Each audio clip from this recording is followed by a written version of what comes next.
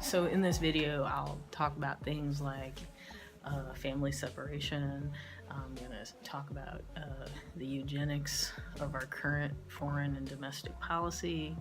I'm also going to share a personal story of loss, and so topics like adoption and separation of families will be discussed. I'm also going to briefly talk about LGBTQ parenting, which can be fraught with difficulty, and I want to make sure to acknowledge that multiple populations feel targeted as parents, mothers in particular, and other non-male genders. And so LGBTQ people, as well as LGBTQ people of color, Black and non-Black people of color, many people have experienced either voluntary or involuntary family separation in the communities that we know, whether it's by the state or by their families themselves. So there will be a few tender topics in this video. Content warning, there'll be a few sensitive topics brought up, and I just wanted to give you a heads up about that if the video description doesn't get it done for you. The sky cleared up a little bit, and so I popped over to the community garden. The weeds are out of control. So got some plans this week to hopefully get back here with a weed whacker, and the radishes are growing, so I got to check on those. The tomatoes appear to be handling the chilly evenings just fine, and so I'm over here and looking at what we've got going on, and the things that are started are doing very nicely. To this day, people still interact with me, and they are very surprised to find out that I am a mom. And I don't feel too much affinity with the idea of Mother's Day. It is kind of, marketed in such a way that it just doesn't feel very accessible to me. But if I were real honest with you, I claim participation in momming several people, and so it's a relationship that I'm growing into in some places, and in some places I do better than others, but it's incredibly important to me. So I have a variety of young people or people younger than I am who I operate in relationship with them, somewhat like a mom. So first off, I did actually birth a child, and that person is so near and dear to my heart, and I'm going to speak a little bit about that relationship briefly in a moment. And then I also married well, and I am stepmother to two wonderful young people, and and those relationships have all of the elements of stepmother, person, stepchild that society seems to put out there for us. It's tricky, it's fraught when you're blending families, but special shout out to W. It's been wonderful getting to know you and watch you have things go your way these last few years. And M, I care very much about you. I'm sorry we're not a little bit closer, but maybe with time we'll be able to see each other again. I'm also a mom-in-law, so young people that were married into our family, A and K, love you both, and I look forward to many, many years of being that person for you. So anything you need, just let me know. Do my best. And then, here's where I'll talk a little bit about loss and how LGBTQ families, how they can operate. Some of you might be aware that in LGBTQ families, frequently young people are rejected by their families. Parents will kick them out, throw them out, or create such an unsafe space that young people have to leave because it's just not safe for them. And in our family, that has definitely been experienced by at least a handful of members in our family. And so a day like Mother's Day is particularly fraught for some of us because, some of us have been flat out mistreated, abused, harmed, rejected, thrown away, disowned by our family. And yet there's a very powerful idea in the LGBTQ community called chosen family. And in our family, we operate that way as well. We have a young person who stays with us, and I mom him like wild. I just mom him so much.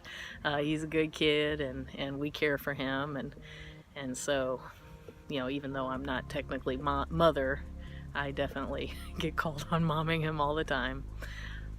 So if you're part of that tradition, you know, caring for LGBTQ people who've been put out, you know, thank you. That's wonderful. That's exactly what our community needs to be doing. That's what we all need to be doing, all for everybody. For a few minutes, I'd like to get back and talk about, you know, my firstborn child, A, we'll call it them. You know, the relationship I have there as a mom is so full of joy and so full of loss, and then so full of more joy again, that it's really very difficult to fully explain it. But I'll go ahead and just give you a little thumbnail, and of course this is just the briefest of thumbnails to give you a little context. When I was very, very young, I had a child, and I was very ill-equipped to take care of a child. I was myself in foster care because being an LGBTQ member youth, I had pretty rough situations with family, and did not find myself in the care of loving parents. Found myself in the care of foster system. And let me just tell you right now, folks, if you don't know this already, people can love us, but systems and institutions don't.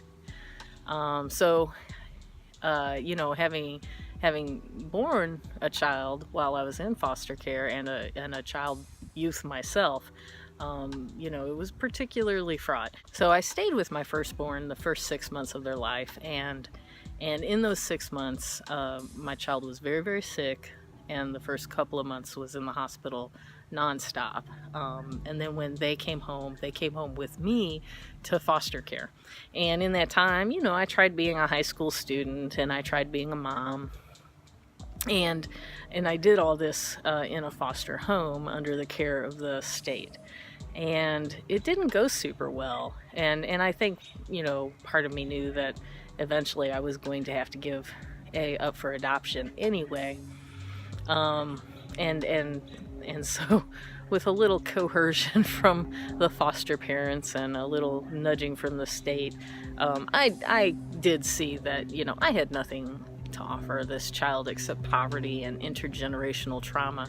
And so I gave my child up for adoption, and she went to 2 wonderful parents. I mean, flawed like all of us. We are all flawed. So I'm not going to try to make them out to be somebody, you know, perfect. But compared to what I had to offer, this child had so many more opportunities with this family. They had 2 parents to care for them. They had the ability to get a good education. So a lot of opportunities were afforded. Plus, you know, quite a bit of love. Even though I had already created a bit of trauma by abandoning this child, they managed to have a pretty good life with their new family. Signing those papers and letting go of my child was the hardest thing I've ever done in my life. And I gotta tell you, you know, while certainly the systems and institutions didn't, you know, afford me any real assistance as far as staying unified, I'm a very logical person and a very, very wise person. People know me to play chess, not checkers, and not that there's anything wrong with a good game of checkers, but, you know, I tend to be very savvy, very resourceful. I'm just gonna be real honest with you. There was no way I was gonna be able to raise this child that I love dearly and be able to afford them the experiences that they deserved. Quite the opposite. I was not going to be able to offer good. I was only going to be able to offer more trauma and more poverty. As a matter of fact, it would have been guaranteed. So I signed those papers. I signed my child over, and And you know, funny thing, you can sign over and terminate your parental rights when you're 16, but you can't even sign up for a gym membership when you're 16. So, you know, this just shows you how the state doesn't necessarily love us. Systems and institutions don't love us. But, you know, people might, but systems and institutions don't. And so when I signed away my parental rights and terminated my rights to my child as a mother,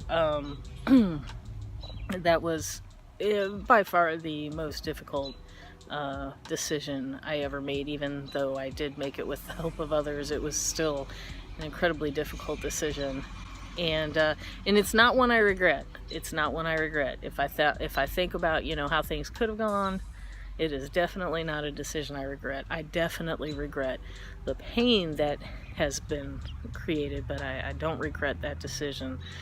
In the end, the pain saved is pretty immense.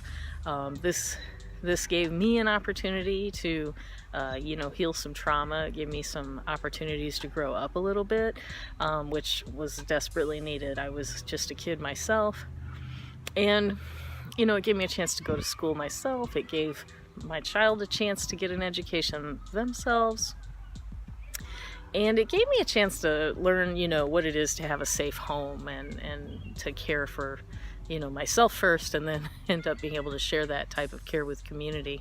So, you know, it's definitely a decision that I would not take back, although I would just be the first to say that if there were any other possibility, if for some reason there would have been a way made that I could have done it differently, if it could have been done better, I sure would.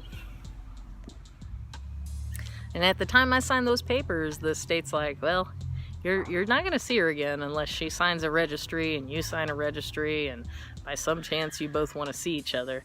But what I didn't know then, and I do know now, is in the meantime, something pretty fabulous was invented: the internet. Their parents were so good with them. Their parents, you know, told them they were adopted, gave them a little information about me, up to and including my name, and my child was able to Google me, and Googled me, and I think the 20th year, and you know, the moment they reached out, it was like a part of me had definitely started healing. I have memories of my child as a little bitty one, you know, less than 6 months old, and now I have memories of my child as a young adult, 20 and up, and you know, that part in between is still missing. But I just gotta say, it's so beautiful to see my child now developing as a mother, having a grandchild for a child herself, a grandchild to me. I think today, for what we're calling Mother's Day, I just really want to take a moment and express a little concern and ask us to, you know, think about what we can do regarding how systems and structures of our government, how are those doing at serving and preserving families. You know, when I was a youth myself, there wasn't a great system to help us stay together, and you know, many people would say, well, that's just the way it should be. Okay, I disagree, but that's kind of how it happened. But specifically, I want to just take a minute and think about the people who are sending their children to seek asylum in the United States, and maybe they're coming with their children, or maybe they're making the heartbreaking decision to stay behind and send their children forward, maybe with some biological family, maybe with chosen adults, but you know, they're making a decision to try to get their child a better opportunity. And any one of us would do anything we could to get our kid a better opportunity. Okay, we've already acknowledged that some parents don't. But caring people really would generally do what they could to get their child a better opportunity. And so let's have a little empathy with the people who are, sending their children to seek asylum.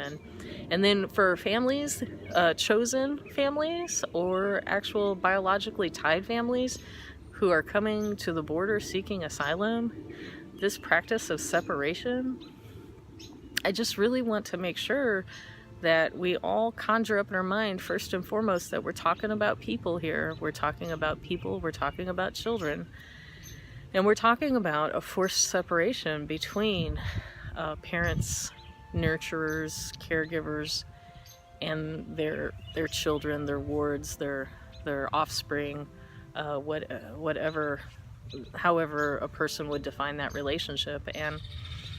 And so speaking of that, we're literally creating a rip in the lives of multiple people, the adults who care for these children, and then the children themselves. And this is pretty serious.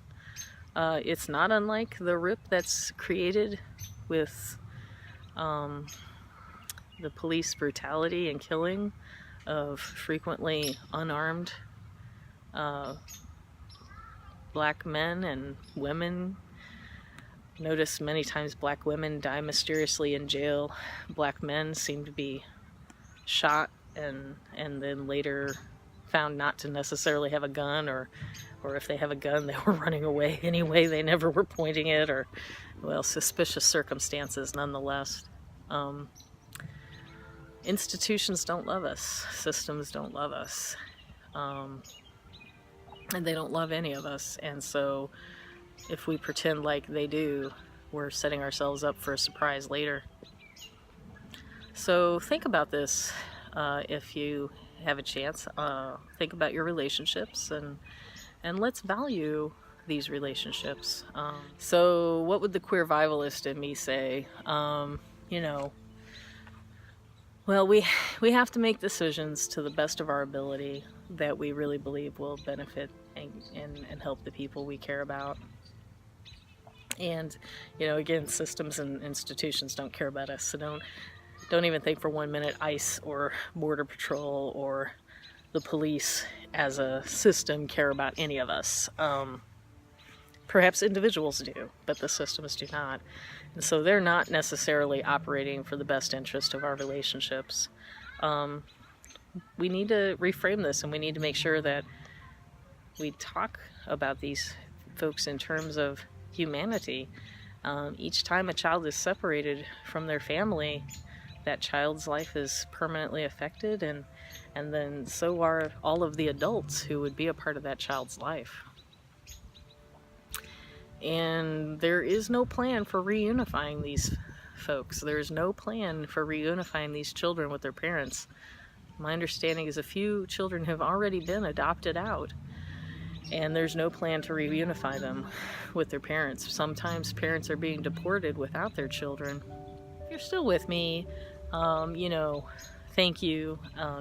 Thank you for powering through and hearing other people's vulnerability and personally my vulnerability and my emotions about the situation. Relationships are important, and what lies ahead is not always going to be very easy, and I can't perceive exactly what lies ahead, but none of it will be easier absent of our relationships. All of it will be easier if we have some relationships and if we value those relationships. My message of hope is definitely in the relationships.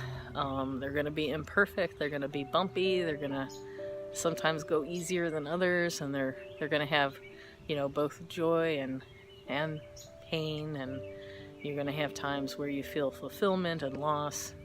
But hang in there, folks. Love each other, and remember, systems and institutions don't love us, but we can love each other. So this is just a little insight on what it is to be an LGBTQ parent, a non-conforming mom on Mom's Day.